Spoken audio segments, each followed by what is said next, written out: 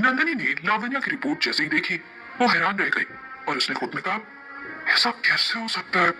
अगर ये रिपोर्ट सही है तो इसका मतलब ये है कि लावण्या दी इतने दिनों से पागल होने का नाटक कर रही है। और वो ऐसा क्यों कर रही है? नंदिनी ये सब सोच ही रही थी कि तभी वहां लावण्या आ जाती है और नंदिनी के हाथ में वो रिपोर्ट्स देखकर हैरान रह जाती है। लावण्या अपने मन में सोचती है, कहीं इसे सब पता तो नहीं चल गया। वो नंदिनी के चेहरे को ध्यान से देखती है, शायद ये जानने की कोशिश करती है कि नंदिनी ने उस रिपोर्ट को देखा है या फिर नहीं। लेकिन नंदिनी उसे बहुत ही ब्लैंक एक्सप्रेशन देती है जिसमें लावण्या को कुछ भी समझ नहीं आता और फिर से वैसे ही बच्चों की तरह कहती है, नंदिनी तुम मेरी शादी से खुश नहीं हो? नंदिनी अभी भी कुछ नहीं कहती तो लावण्या उसे आगे कहती है, नंदिनी तुम मेरी दोस्त बनोगी? तभी वहां लावण्या का पीछा करते हुए कार्तिक आ जाता है और लावण्या की बातों को सुनते हुए कहता है, हाँ हाँ क्यों नहीं बनेगी? नंदिनी तुम लावण्या की दोस्त बनोगी ना? नंदिनी बहुत ही ध्यान से लावण्या और कार्तिक को देखती है, फिर वो भी हंसते हुए कहती है, हाँ हाँ क्यों नहीं। नंदिनी के मुंह से ये सब सुनते ही लावण्या उसे गले लगा लेती है और उसके कान में कहती है, अगर तुमने कार्तिक को कुछ भी बताया तो मुझसे बुरा कोई नहीं होगा। ये सुनने के बाद नंदिनी अब बहुत अच्छे से समझ जाती है कि आखिर लावण्या ये सब नाटक कर रही थी इतने दिनों से। तभी कार्तिक लावण्या को देखते हुए कहता है, तुम वहां से ऐसे गुस्से में क्यों चली आई थी? मैंने तुम्हें कितनी बार आवाज लगाई। लावण्या ने फिर से नाटक करते हुए कहा, वो ना मुझे नंदिनी नहीं दिख रही थी इसलिए मैंने कहा था ना नंदिनी को मेरी शादी से कहीं मत जाना, लेकिन ये मेरी बात सुनती नहीं है। कार्तिक ने लावण्या का हाथ पकड़ते हुए कहा, कोई बात नहीं, अब तुम्हें नंदिनी मिल गई है ना, अब चले ऊपर सब हमारा इंतजार कर रहे हैं। लावण्या ने कार्तिक का हाथ कस के पकड़ते हुए कहा, हाँ चलो ना, और नंदिनी के हाथ से वो रिपोर्ट लेते हुए वहां से चली गई। नंदिनी वहां खड़े होकर लावण्या और उन रिपोर्ट्स के बारे में सोचने लगी, लेकिन उसे अभी तक पूरी बात समझ नहीं आई थी। लावण्या पिछले इतने महीने से मेंटली इल होने का नाटक कर रही है, पूरे घर वालों को धोखा दे रही है और किसी को कुछ पता तक नहीं है। नंदिनी के दिमाग में ये बातें घर कर जाती हैं। शादी के बाद अब बस विदाई की रस्म ही बाकी थी, जिसके लिए राधिका ने कार्तिक से कहा, कार्तिक अगर तुम्हें ठीक लगे तो हम अपनी बेटी की विदाई अपने घर से करना चाहते हैं। शादी तो मंदिर में हो गई, लेकिन अगर लावण्या घर से विदा होगी तो हमें अच्छा लगेगा। कार्तिक ने इस बात में हाँ में सिर हिलाते हुए खुशी खुशी कहा, आपको जैसा ठीक लगे माँ, मुझे इसमें कोई परेशानी नहीं है। इस बात से सभी घर वाले खुश हो जाते हैं और दादू कहते हैं, ठीक है तो घर चलते हैं, बाकी रस्में भी वही कर लेंगे। वो सभी जैसे ही जाने के लिए खड़े होते हैं वैसे ही उनकी नजर दो लोगों पर पड़ती है। वहां पर मालिनी और सविता जी छुप छुप कर कार्तिक और लावण्या की शादी देख रहे थे और जैसे ही वो लोग वहां से जाने के लिए होते हैं वैसे ही कार्तिक और बाकी के घर वाले उन्हें वहां पर देख लेते हैं। कार्तिक उन दोनों से कहता है, माँ दी आप लोग यहाँ? वो दोनों माँ बेटी अपना सर नीचे झुका लेती हैं और कहती हैं, हाँ दरअसल हमसे रहा नहीं गया। तभी उन दोनों को आरती ताना देते हुए कहती है, भैया ने आप दोनों को बुलाया ही था ना माँ, फिर ऐसे चोरी छुप के आने की क्या जरूरत थी? तभी सविता जी कहती हैं, हम किस मुंह से आते, हमने जो कार्तिक के साथ किया वो बहुत गलत था, हम पैसों के लालच में रिश्ता ही भूल गए थे। मालिनी ने इस बात को आगे बढ़ाते हुए कहा, हो सके तो हमें माफ कर दो कार्तिक, और नंदिनी तुम भी, हमने जो कुछ किया तो बहुत ही गलत किया तुम दोनों के साथ। आगे अपने दोनों हाथों को जोड़ते हुए मालिनी ने कहा, हो सके तो तुम दोनों हमें माफ कर दो। तभी नंदिनी मालिनी की तरफ आगे बढ़ती है और कहती है, दीप कोई बात नहीं, जो बीत गई वो बात गई, आपको ऐसा माफी मांगने की जरूरत नहीं है। अगर आपको अपनी गलती का एहसास हो गया है तो इससे ज्यादा और कुछ नहीं चाहिए हमें। नंदिनी की बातें सुनते हुए सविता जी की नजरें और भी ज्यादा शर्म से झुक गई और उन्होंने भी हाथ जोड़ते हुए कहा, हो सके तो मुझे भी माफ कर दो। कार्तिक जैसा बेटा और नंदिनी जैसी बेटी तो किस्मत वालों को मिलती है और मुझे मिला तो मैंने कदर ही नहीं की। कार्तिक अपनी माँ के मुंह से ये सारी बातें सुनकर इमोशनल हो जाता है और सविता जी के जोड़े में हाथों को पकड़ते हुए कहता है, मैंने तो आपको कब का माफ कर दिया है माँ, जब बचपन में मैं कोई गलती करता था तो आप भी तो मुझे माफ कर देती थी ना, ऐसे मैंने भी माफ कर दिया। ये कहते हुए कार्तिक अपनी माँ की आंखों से ढलकते हुए आंसू पोंछ देता है। कार्तिक को ऐसा करते देख राधिका के मन में भी नंदिनी के लिए दोबारा से वही फीलिंग जाग जाती है जो पहले थी। हालांकि पिछले कुछ समय से उसे उसकी गलती का एहसास सब करवा रहे थे।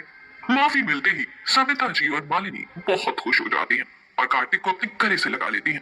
पूरे परिवार को ऐसे मिलते हुए देखकर सबकी आंखें नम हो जाती हैं और तभी सभी कहता है, अब हमें घर चलना चाहिए, घर में बहुत सारी प्लानिंग की है हमने। सभी एक दूसरे की शक्ल देखने लगते हैं और सभी की तरफ देखते हुए पूछते हैं, प्लानिंग? कैसी प्लानिंग? समीर सभी की तरफ देखते हुए कहता है, ये तो घर जाकर ही पता चलेगा। आप लोग आइए, मैं और नंदिनी तो चले। ये कहते हुए नंदिनी को इशारा करता है और दोनों वहां से फटाफट निकल जाते हैं। उन दोनों को ऐसे जाते हुए देखकर अवनी कहती है, मुझे तो लगता है भैया और नंदिनी ने जरूर कोई सरप्राइज प्लान किया है, हमें भी जल्दी चलना चाहिए। ये कहते हुए सभी वहां से निकल जाते हैं और थोड़ी ही देर में घर पहुंच जाते हैं।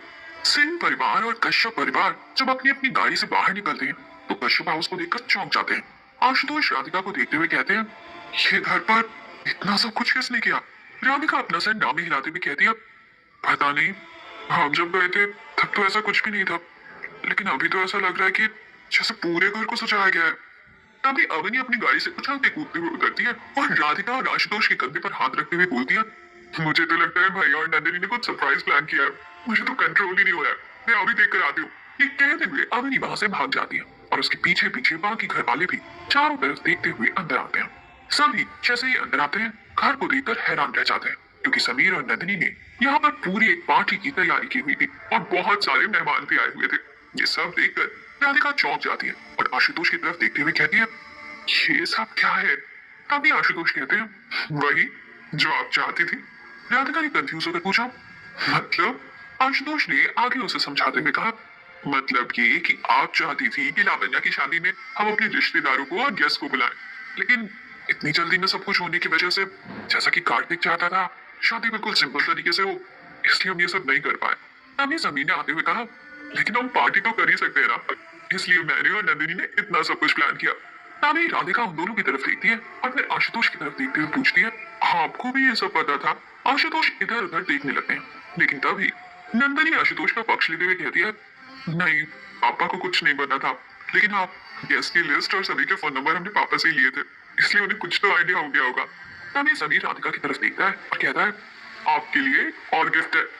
राधिका इधर उधर देखने लगती है। तभी समीर और नंदिनी साइड होते हैं और सामने उसे स्वास्तिका मौसी, रंगनाथ मौसा, राहुल भैया भाभी, साक्षी, अभिमन्यु और छोटा सा शरारती व्योम उनके साथ था। उन सभी को देखकर राधिका के चेहरे पर बड़ी सी स्माइल आ जाती है और वो भागते हुए अपनी बहन यानी कि स्वास्तिका मौसी को गले लगा लेती है। स्वास्तिका भी राधिका को ऐसे खुश देखकर कहती है, अच्छा हुआ कि नंदिनी और समीर ने हमें बुला लिया, नहीं तो हमें लावण्या की शादी का पता ही नहीं चलता। इस बात से राधिका उदास होते हुए कहती है, नहीं देव, दरअसल सिचुएशन ही कुछ ऐसी थी कि मुझे समझ ही नहीं आ रहा था कि मैं आप सबसे क्या कहूँ। पिछली बार जो कुछ भी हुआ, राधिका आगे कुछ कहने ही वाली थी कि स्वास्तिका बीच में ही टूटते हुए कहती है, जो कुछ भी हुआ वो हो चुका है, अब तो हमारी लावण्या की शादी हो गई है और हम सब यहाँ पर पार्टी करने आए हैं।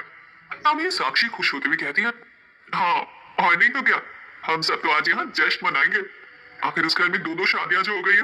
ये कहते हुए साक्षी समीर के पास जाती है और उसके कान खींचते हुए कहती है, तूने हम सबको बताया भी नहीं और नंदिनी से शादी कर ली, ऐसी भी क्या जल्दी थी तुझे? थोड़ा वेट नहीं कर सकता था? हम सबको बुला तो लेता कम से कम। तभी समीर ने साक्षी के कान में कहा, मुझसे तो वेट ही नहीं हो रहा था, हमें कब तक इंतजार करता, आप लोगों को आने में भी तो पूरे 5 घंटे लगते हैं। तभी उसकी भाभी समीर की दूसरी तरफ से कान खींचते हुए कहती है, देख रहे हैं आप लोग, आजकल के बच्चों को जरा सी भी शर्म नहीं आती। तभी समीर चिल्लाते हुए कहता है, आप दोनों लोग मेरे कान छोड़ दीजिए प्लीज, मैं बिना कान का कैसा लगूंगा? तभी दोनों जिद करते हुए कहते हैं, बिल्कुल नहीं, तूने जो किया है वो बिल्कुल ठीक नहीं किया। बेचारी नंदिनी तुझे कैसे झेलती होगी ये तो मैं पता है। तभी कोई वहां पर जोर से चिल्लाते हुए कहता है, खामोश। और सभी घर वाले उस आवाज की तरफ देखने लगते हैं। जब सबका ध्यान जाता है तो वहां पर कोई और नहीं बल्कि व्योम खड़ा होता है, जो बहुत ही गुस्से में है सभी की बातें सुनकर। समीर अपनी भाभी के कान में कहता है, अपने बेटे को संभाल लीजिए भाभी, मेरी पत्नी पर उसकी बड़ी गंदी नजर है। भाभी उसे कोहनी मारते हुए कहती है, शर्म नहीं आती इतने छोटे बच्चे के बारे में ऐसा कुछ कहते हुए? अच्छा, अभी आपके बेटे को शर्म आएगी, अभी आप बस उसकी बातें सुनिएगा। तभी साक्षी कहती है, ये सब किया धरा तो तेरा ही है ना, जब भाभी प्रेग्नेंट थी तो तू भाभी को बॉलीवुड की फिल्में दिखा रहा था और पूरे 9 महीने बॉलीवुड की फिल्में देखने के बाद हमारे घर में बॉलीवुड का हीरो आ गया है। ये सुनते हुए सब हंसने लगते हैं और व्योम का गुस्सा बढ़ने लगता है। चलते हुए वो टशन में आता है और नंदिनी के पास चला जाता है। उसे नंदिनी से कुछ कहना होता है, इसलिए वो अपने हाथ से इशारा करता है कि नंदिनी थोड़ा झुक जाती है। नंदिनी भी उसका इशारा समझ जाती है और नीचे झुकती है। अभी वो कान में तुतलाते हुए कहता है, तुमने जीत नहीं दिया बदंती, मैंने तो धोता दिया है और कुछ कपल से शादी बना ली। नंदिनी व्योम के कान में धीरे से कहती है, उससे नकली वाली मनाई है, तुमसे असली वाली मनाऊंगी। ये सुनते ही वो बहुत खुश हो जाता है और नंदिनी की तरफ अपना हाथ बढ़ाते हुए कहता है, पिंकी प्रॉमिस करो। तभी नंदिनी उसकी तरफ देखती है और उसके हाथ में हाथ रखते हुए बोलती है, प्रॉमिस तो कर दूंगी, लेकिन ये पिंकी कौन है? तभी अपनी तोतली जबान से व्योम कहता है, तुम आंधला में नहीं रहती ना बटनती, तो मुझे तुम्हारी बहुत याद आती थी, तभी मैंने एक टूर में पिंकी नाम की गर्लफ्रेंड बना ली। नंदनी शौक होने का नाटक करती है और उदास होते हुए कहती है, धोखा? तभी व्योम उसे किसी बड़े की तरह समझाते हुए कहता है, नहीं, मैं तुम्हारे लिए उसे ढूंढ कर आया हूँ। तभी समीर उन दोनों के पास जाता है और उन दोनों की चोरी छिपे बातें सुनते हुए कहता है, क्या हीरो, हमसे भी थोड़ी बात कर लो यार। व्योम बहुत ही एटीट्यूड में कहता है, मैं विलन से बात नहीं करता, जाओ यहाँ से और मेरे को और नंदिनी को एक साथ अकेले छोड़ दो। ये सुनते ही सभी हंसने लगते हैं। घर में इतना खुशी और हंसी का माहौल देखते हुए स्वास्तिका राधिका के सामने कहती है, नंदिनी वाकई इस घर के लिए बहुत अच्छी है और ऐसी बहू तो तुम्हें ढूंढने से भी नहीं मिलती राधिका। लेकिन राधिका शादी से वैसे खुश नहीं थी और अपनी नाराजगी जताते हुए कहती है, लेकिन दीदी। स्वास्तिका समझती है कि राधिका आखिर क्या कहना चाह रही है, इसलिए वो उसे बीच में ही टोकते हुए कहती है, पुरानी बातों को जितना जल्दी भूल जाओगी उतना अच्छा रहेगा। तुम्हें खुश होना चाहिए कि बच्चे खुश हैं। तभी राधिका कुछ सोचते हुए हाँ में सिर हिला देती है। वहीं नंदिनी के मन में बहुत ज्यादा उथल पुथल चल रही थी। वो समीर से सब कुछ बताना चाहती थी, लेकिन कैसे बताती? उसके पास तो कोई सबूत नहीं था। वो रिपोर्ट वापस लावण्या ने अपने पास रख लिए थे।